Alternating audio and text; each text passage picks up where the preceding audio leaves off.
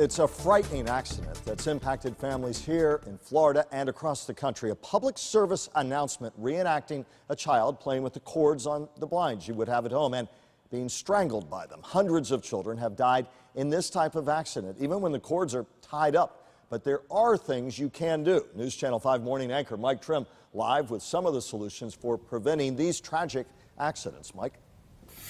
Yeah, Michael, don't we see them in almost every home, talking about those Venetian blind cords, or really just blind cords of any kind at all. Take a look. Here's what we're talking about here, and they can just simply, pull your blinds up with just a quick tug. Now, they're dangling down. They're dangerous. You can see that PSA on our website, WPTV.com/SafeKids, just to see how quickly it can turn fatal. What's recommended here is just cutting them off or possibly just tying them up. But it's so important to keep these out of the reach of children.